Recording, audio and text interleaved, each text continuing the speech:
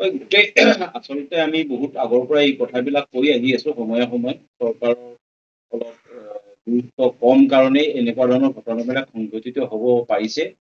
এইটো কোনো কাৰণতে দুৰ্ঘটনা নহয়। আমি হিন্দু যুৱ ছাত্ৰ পৰিষদ অসমে এইটো দাবী কৰিছো যে এই গোটেই ঘটনাটো পৰিকল্পিত হত্যাকাণ্ড আৰু এইটোক এটা দুৰ্ঘটনাৰ ৰূপ দিয়া হৈছে। নাটক এখন ৰচনা কৰা হৈছে, দুৰ্ঘটনাৰ নাট্য ৰূপ দিছে।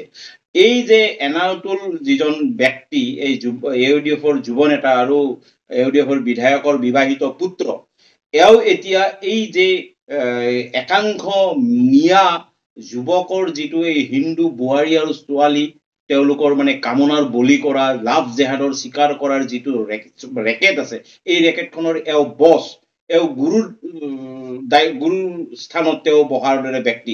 ইয়াৰ আগত এজন কংগ্ৰেছৰ বিধায়কে এই ভূমিকা পালন কৰিছিল, এতিয়া এও এই ভূমিকা পালন কৰি আছে। এওঁলোকৰ কথা হ'ল কিছু নামনি অসমৰ কিছু এই মিয়া মুছলমান যুৱকে প্ৰথমতে হকে বিহকে কুৱে বাবে চিধা ৰাস্তাৰে হওক বা বক্ৰ পথেৰে হওক তেওঁলোকে কিছু ধন সম্পত্তি আহৰণ কৰি লয় আৰু তাৰপিছত তেওঁলোকৰ হয় মানে হিন্দু জীয়ৰী বোৱাৰীক তেওঁলোকৰ কামনাৰ বলি কৰাৰ কাৰণে। গতিকে এই গোটেই ৰেকেটটো মোটামুটি আপুনি হিন্দু লেডি হাণ্টিং এটা গ্ৰুপ। গতিকে এওঁলোকে নহলে এই এলাউদ্দিন ইয়াৰ ৪৫ বছৰীয়া বিবাহিত ব্যক্তি এজন নম্ৰতাৰ লগত শ্বিলং মাজনিশা শ্বিলং যাবলগীয়া কি দৰকাৰ আছিলে? আৰু এনেকুৱা এটা এক্সিডেণ্ট দেখুৱাইছে য'ত খুন্দা মাৰা বুলি কৈছে, কিন্তু ফ্ৰণ্ট চাইডত একো হোৱা নাই, আহি বাওঁফালৰ এখন দৰ্জা ভাঙিছে য'ত নম্ৰতা বহি আছে।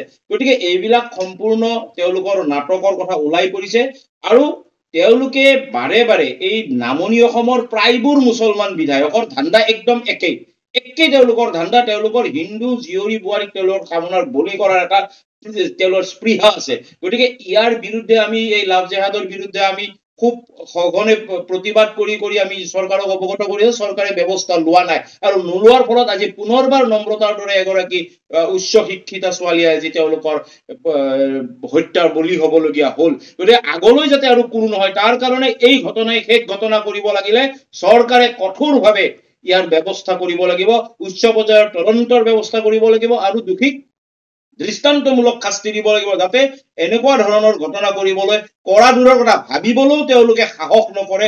সেই দায়িত্ব কিন্তু চৰকাৰৰ।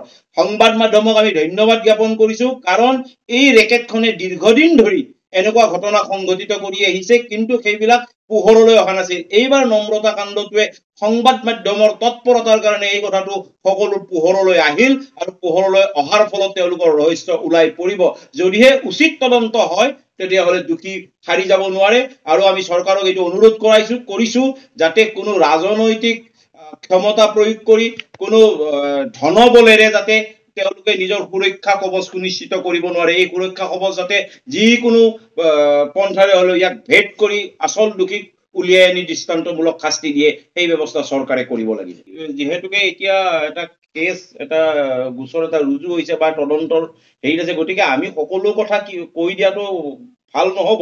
তদন্তকাৰী বিষয়াসকলৰ এৰি দিছো, তেখেতসকলে তদন্ত কৰক। কিন্তু আমি অনুমান কৰিছো যে এই ছোৱালীজনীক এওঁলোকে এটা জালত পেলাই লৈছে আৰু জালত পেলাই লৈ তেওঁক বাধ্য কৰোৱা হৈছে শ্বিলঙৰ যাবৰ কাৰণে।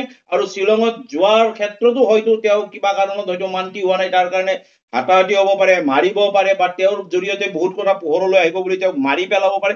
বহুত দিশ ইয়াত উন্মোচন হ'ব পাৰে। নহলে আমাৰ প্ৰথম সন্দেহ যিটো যে ছোৱালীজনীয়ে ব্যৱহাৰ কৰা, আজিকালি ফোনটো বাথৰুমলৈও লৈ যায়, গতিকে ছোৱালীজনীয়ে আইফোনটো ঘৰত এৰি যোৱা, আনকি দুৱাৰখন বন্ধ নকৰা, এইবিলাকে কিহৰ ইংগিত দিয়ে? সেই ছোৱালীজনী নিশ্চিতভাৱে খুব কম সময়, অতি কম সময়, মিনিট বা কিছু ছেকেণ্ডৰ কাৰণে তেওঁ ওলাই গৈছিলে, কিন্তু তাৰপিছত তেওঁ উভতি আহিব নাপাৰিলে। তেওঁক এক ষড়যন্ত্ৰৰ আওতাত লৈ তেওঁলোকে তাৰ পৰা শ্বিলং অভিমুখে গ'ল আৰু শ্বিলঙত তেওঁক হত্যা কৰা হ'ল আৰু ইয়াক দুৰ্ঘটনাৰ এক নাট্য ৰূপ দিয়া হ'ল বুলি আমি অনুমান কৰিছো। এই কথা তদন্তত নিশ্চিতভাৱে ওলাব আৰু সেইকাৰণে নিৰপেক্ষ উচ্চ পৰ্যায়ৰ তদন্তৰ প্ৰয়োজন আছে বুলি আমি দাবী কৰিছো।